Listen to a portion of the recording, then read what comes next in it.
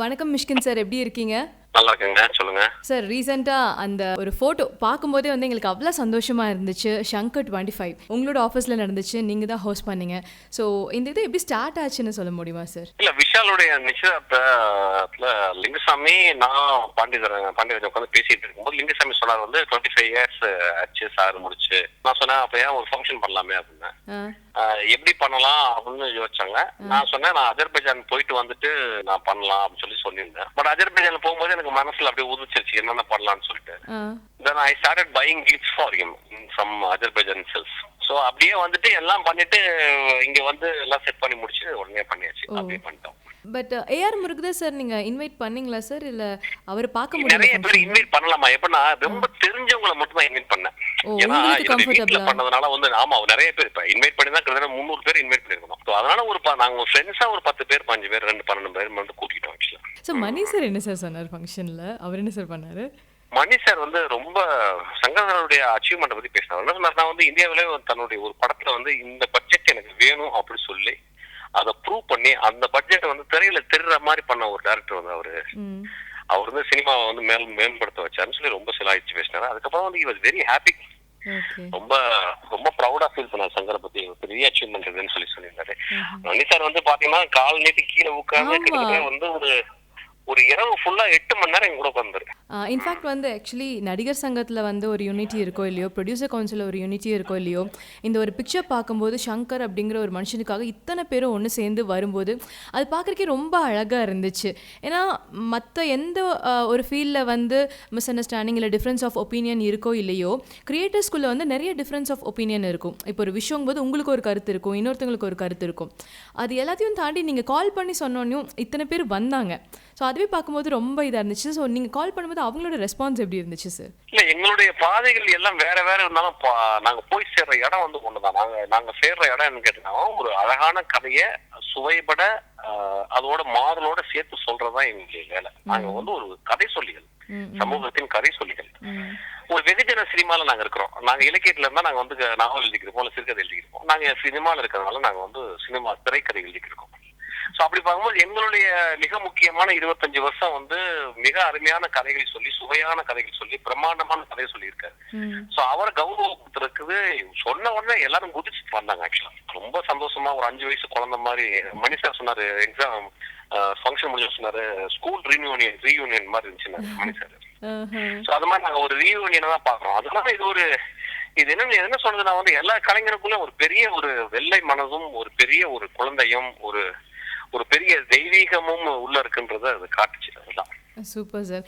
எங்களுக்கு வந்து அந்த ஒரு ஃபியூ ஃபோட்டோஸ் மட்டும்தான் பார்க்க முடிஞ்சது. பட் ஆக்சுவலாக என்னென்ன விஷயங்கள் நடந்துச்சுன்னு தெரிஞ்சுக்கலாம். நிறைய பண்ணோம். வந்த உடனே அவர் வந்து ஃபர்ஸ்ட் வந்து அவர் விளக்கேற்றினாரு. அதுக்கப்புறம் வந்து மணி சார் விளக்கேற்றினாரு. பாண்டிய எல்லாமே நண்பர்கள் விளக்கேற்றாங்க. அதுக்கப்புறம் கேக் வெட்டினோம். அதுக்கப்புறம் ஒரு பாடல் நான் எழுதி வந்து அவருக்காக கம்போஸ் பண்ணியிருந்தேன். அதை பாடினேன். ஒரு ஆர்கெஸ்ட்ரா செட் பண்ணோம். அவருக்கு வந்து நிறைய எம்எஸ்வி பாடல்களும் இளையராஜா பாடலும் பிடிக்கும். ஸோ அதை வந்து நாங்க வந்து ஒரு 60 பாடல்கள் பாடணும். 60 பாடல்கள் எப்படி டைரக்டர்ஸ் நீங்க எல்லாரும் பாடுனீங்களா? இல்ல, நான் ஒரு பாடல் தான் என்னுடைய பாடல் மட்டும் பண்ணேன். அதுக்கப்புறம் வந்து நிறைய ஆர்கெஸ்ட்ராவே பண்ணிருந்தோம். ஆர்கெஸ்ட்ரா ஒரு 4 நாள் ரிஹர்சல் பண்ணி பண்ணிருந்தாங்க. ஆக்சுவலா ஒரு சின்ன ஆர்கெஸ்ட்ரா, ஒரு எப்படி சொல்றது அன்பிளக் மாதிரி. அதுக்கப்புறம் வந்து ரொம்ப சர்ப்ரைசிங் பேக்கேஜ் வந்து கௌதம் மேனன் பாடினா, கருணாகரன் பாடினாரு. அப்புறம் வந்து ஒரு பெரிய ஒரு ஃபுல் பாட்டுக்கு வந்து பயங்கர வந்து எராட்டிக்கா வந்து பாலாஜி சக்திவேல் டான்ஸ் ஆனா. அப்படியா? ஆமா, அதாவது வந்துன்னா அன்னைக்கு அந்த இரவு வந்து எப்படின்னு கேட்டா one of the most memorable in our life அந்த மாதிரி ஆயிடுச்சு. அவருக்கு எல்லாருக்கும் ஒரே கலர்ல டிஷர்ட் போட்டு நாங்க அதை வேர் பண்ணி, ஆமா S25 பண்ணி, அதுக்கப்புறம் மொடிகால் எவ்ரிதிங் வி டிட். அப்புறம் ஒரு 25 பிரைஸ் அவருக்கு பொருட்கள் வாங்கிட்டு வந்திருந்தேன். ஸோ அந்த ஒவ்வொரு பிரைஸா கொடுத்துருந்தோம். அதுக்கு ஒரு குவிஸ் மாதிரி வச்சிருந்தோம். யாரு என்ன பிரைஸ்ன்னு கெஸ் பண்றாங்களோ அவங்களுக்கு ஒரு 2000, அது ஒரு 2 பேர் கெஸ் பண்ணாங்க, அவங்களுக்கு ஒரு 2000 கொடுத்தோம். ஸோ ஜாலியா இருந்துச்சு. நாங்க வந்து எப்படின்னா ஒரு 5 வயசு குழந்தைங்க மாதிரி எல்லாரும் மாறி. அதுக்கப்புறம் சங்கர் சார் எங்க வாழ்க்கையில எப்படி பார்த்து ஒரு திரைப்பட இயக்குனரா எப்படி எங்களை வந்து மேம்பட வச்சார் அப்படின்னு சொல்லி எல்லாருமே பேசணும். எல்லாருமே ஒரு கொஞ்ச நேரம் அவங்களுடைய கருத்துக்களை சொன்னோம். மணி சார் ரொம்ப சிலாகிச்சு பேசினார் சங்கரை பத்தி. ரொம்ப அழகா அந்த இரவு வந்து எப்படின்னா காலையில 5 வரைக்கும் நாங்க விழிச்சுக்கிட்டே இருந்தோம். அந்த அளவு சந்தோஷமா இருந்துச்சு. ஓ நைட்ல இருந்து ஏர்லி மார்னிங் 5 வரைக்கும் அப்படியே அந்த ஆமா ஆமா. ஓ ஓ ஓ சங்கர் சாருக்கு இந்த விஷயம் தெரியுமா? லைக் எல்லாருமே வர போறாங்க அப்படின்னு தெரியுமா? இல்ல அவருக்கு ஒரு சர்ப்ரைஸ் இருந்துச்சா? அவருக்கு வந்து கொஞ்சம் கொஞ்சம் தெரிஞ்சிச்சு. நாங்க நிறைய சொல்லல. அவர் ஃபர்ஸ்ட் சொல்லும் போது வந்து வேணாம் இது மாதிரி ஒரு மாதிரி ரொம்ப தன்னடக்கமா சொன்னாரு. எனக்கு எதுக்கு அப்படின்னு. இல்ல உங்களுக்கு வேணாம் எங்களுக்கு வேணும். உங்களுக்கு தெரிஞ்ச சங்கரை வேணா நீங்க கொண்டாடலாம் இருக்கலாம், எங்களுக்கு தெரிஞ்ச சங்கர் நாங்க கொண்டாடணும் அப்படின்னு சொல்லிட்டு அவர் இழுத்து வந்து பயங்கர சர்ப்ரைஸ் ஆயிட்டாரு. ரொம்ப மறுநாள் எனக்கு போன் பண்ணி ரொம்ப பெரிய பெரிய வார்த்தைகள்லாம் சொன்னார். ரொம்ப he was very moved and we are so happy to make him very happy. ஏன்னா 25 வருஷம் நம்ம எல்லாருமே ரொம்ப சந்தோஷப்படுத்தின ஒரு ஒரு மகா கலைஞனா வந்து ஏன் ஒரு இரவு ஏன் சந்தோஷப்பட்டது நான் ரொம்ப சந்தோஷப்பட்டேன். நல்லா இருந்துச்சு. உங்ககிட்ட என்ன சார் சொன்னாரு? லைக் பர்சனலா உங்ககிட்ட ஷேர் பண்ணதா இருக்கட்டும் இல்ல ஃபங்க்ஷன்ல அவர் என்ன ஃபீல் பண்ணாரு? என்கிட்ட வந்து நம்ம வந்து அந்த இரவு என்கிட்ட பேசல. மறுநாள் வந்து என்கிட்ட வந்து நான் என்ன பண்ண மிஸ்கின் இப்படி பண்ணிருக்கீங்க அப்படின்னாரு. நான் சொன்ன வந்து சார் இல்ல சார் அது எங்களுக்கு தான் தெரியும்.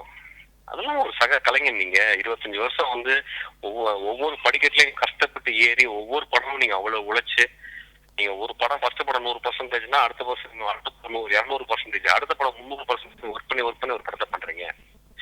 So it's a very very beautiful thing. அதனால வந்து we are all கடமைப்பட்டிருக்கோம் உங்களுக்கு பண்றதுக்குன்னு சொல்லி சொன்னா ரொம்ப சந்தோஷப்பட்டேன். நீங்கெல்லாம் அப்படியே ஜாலியா ஒருத்தர் மேல ஒருத்தர் படுத்துட்டு சிரிச்சு வயிறு வலிச்சு போச்சு. ஒவ்வொருத்தவங்க பாடினாங்க. கருணாகரன் பாடினாரு, பாண்டியராஜ் ஒரு டான்ஸ் ஒண்ணு ஆடினா, அப்புறம் வந்து ராஜா வந்து ஒரே கலாட்டா பண்ணிக்கிட்டு. So I think we are all enjoying. அதாவது என்ன சொல்றீங்க, அதாவது ஒரு நாங்கெல்லாம் 5 வயசு குழந்தைகள் ஆயிட்டோம் அன்னைக்கு இரவு. சோ நீங்க சொல்ற மாதிரி ஒரு ரீயூனியன் மாதிரி தான் இருந்திருக்கும் இல்லையா? ஃப்ரெண்ட்ஸ் ஆமா exactly reunion, kind of reunion. எல்லாருமே கேட்டாங்க 6 மாசத்துக்கு ஒரு தடவை இதை பண்ணி. நான் சொன்னேன் அது பண்ணா நீ வேலையாயிருவேன் அப்படின்னு. Okay I'm just joking. And we had a great time. Thank you sir, thank you so much. Okay ma. Vijay ஆடிக்கிட்டு இருக்கும்போது என்னை பார்த்து எப்படின்னார், he knows that I dance well.